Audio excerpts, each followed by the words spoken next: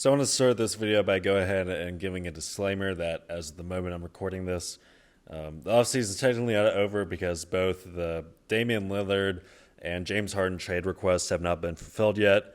But I feel safe, or somewhat safe, kind of talking about the Warriors because I don't think the Warriors are going to be making a play for either of those people. And it also, at this moment, basically every major free agent has been signed. If the Warriors sign any other people at this point, I think they're just kind of filling out their bench. But starting with the Warriors offseason, I suppose really to make sense of it, we have to go back to last offseason where they were just won the championship and they have an emerging star in Jordan Poole, I suppose, which was not expected, and it was definitely not expected by the Warriors core three. And that kind of became apparent as we saw, everyone talked about it by now. Draymond Green punched Jordan Poole in practice, and not like kind of like both of these people had their guard up and they got into a fight.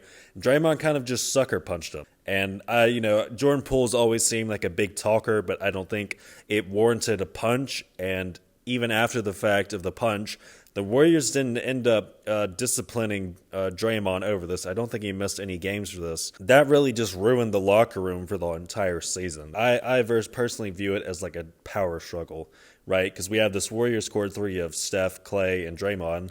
And Jordan Poole was the person that they needed kind of in the twilight years of this Warriors dynasty to come and kind of carry some of the load. But then things just kind of got screwed up.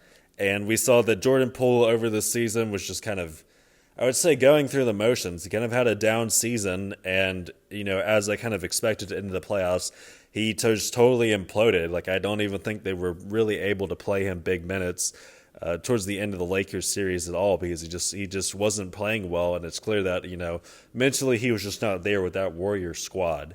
And it's just kind of unfortunate because, like I said, they needed Jordan Poole. But going into this offseason, no matter what happened, it was clear that, Jordan Poole was not rocking with Dre, Clay, or Steph.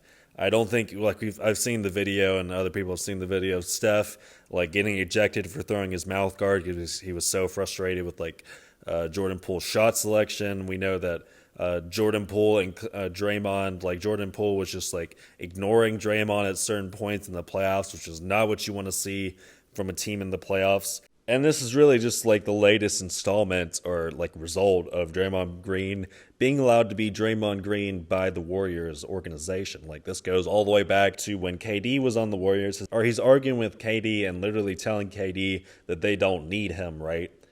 Certainly I think if the Warriors could go back, if there was no locker room issues, I think they would have wanted to re-sign KD after that 2019 season. We kind of go in more towards the present, where we see he punches Jordan Poole. He's not disciplined for it, really. Even in, the first round of the playoffs, he stomps on Sabonis, and, Kerr, totally downplays it to the media and everything, and it cost them a game of Draymond, which they ended up winning anyway. This is just, the most toxic relationship between a player and a franchise in the NBA. Draymond's a double-edged sword for them.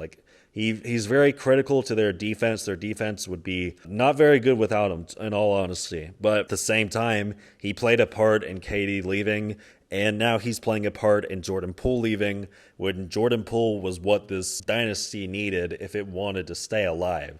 They needed a big offensive producer going into the twilight years of this dynasty, because simply Draymond and Clay are looking a little cooked, but I'll get more into that. It was clear, even if this was as simple as we have to choose Draymond or we have to choose Jordan Poole, I still think they should have chosen Draymond for the defensive element, and Poole is a little bit of a wild card after this season.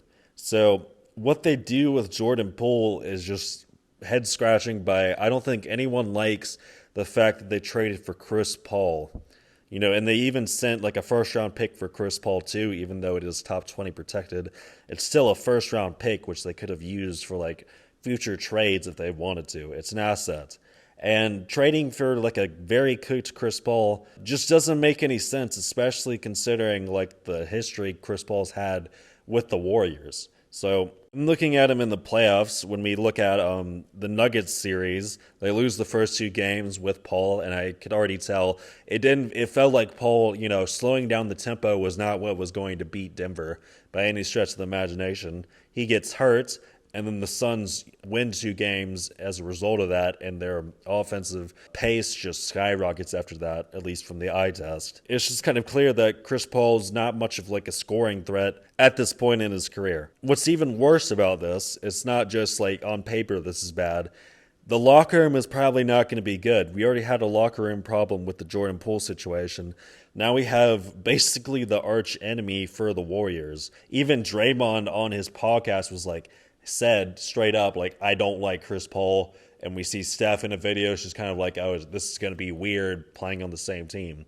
It's very clear that this like core 3 is set in their ways based on what we saw with Jordan Poole. And bringing in Chris Paul, who is kind of has like a history of being bossy, just seems like a disaster, especially since you have Draymond Green. You had to keep Draymond Green, but you brought in Chris Paul. There's such a high probability that these two are just not going to see eye to eye, really, because they're both just so headstrong. And more than likely, Chris Paul is just going to be the 6th man anyway at this point in his career, because it does seem like he's just rapidly deteriorating. I'm just kind of amazed that Jordan Poole's, either his trade value was that low, or they are greatly overestimating Chris Paul, right? And so it kind of just goes back into like we saw with, in the Lakers series, that it's just basically Steph on offense, it almost feels like. And kind of like Clay at this point in his career, he's not there defensively, so basically you need him to be on to be productive, and he's looking a little streaky at this point. Same with Draymond. He doesn't seem like the scoring threat that he once was before the KD Warriors. We saw in the Celtics series, the series kind of totally turned around once Draymond was able to start attacking the basket. Kind of at the beginning of that series, he wasn't attacking the basket, and it was limiting the Warriors' offense, which is what we saw in the Lakers series, that he wasn't really like a scoring threat, and then it just allowed AD to camp in the paint, which made it practically impossible for the Warriors to win that series because of that. And it can be debated like how bad this offseason was for the Warriors. What cannot be debated, though, is that the fact that Jordan Poole is the biggest loser of this offseason because he is now playing for the Washington Wizards and he's under a long-term contract. I mean, if you haven't seen like the promotional videos for the Wizards yet, they're absolutely depressing. There's no life left in Jordan Poole at this moment. There's going to be no baddies at the Wizards. I don't think anyone has watched a Wizards game since like John Wall was on it, and that was like 5 years ago. So it's a sad sight, to say the least. Moving on to, I guess, some of the lesser signings before I give the overall grade. You got Dario Saric as a backup big, I suppose, and I thought that's a great signing. He's perfect for the Warriors offense because he can pass and he can shoot. He's going to fit seamlessly. They also signed Corey Joseph, which, maybe they can kind of revitalize Corey Joseph a little. We'll see what happens with this. This can kind of be like a contingency plan for Chris Paul. But I've rambled enough about like Chris Paul and Jordan Poole by now that I'm just going to go ahead and kind of wrap up with just explaining like how I'm going to do team grades for this offseason. So really, it's not so much about like how much better you got or how much more of a contender you became. It's more about like what you did with what you had. And the Warriors were clearly not in a good situation going into this offseason. Like even their GM kind of resigned, and that's kind of like probably just because he thinks the dynasty is over. But I can't go too hard on the Warriors grading because they were in a bad situation. I don't think that Chris Paul is the answer, which is probably what they're thinking it is. For some reason, as I already outlined, I'm not very hopeful for his presence in the locker room. I'm not very hopeful for his play on the court either.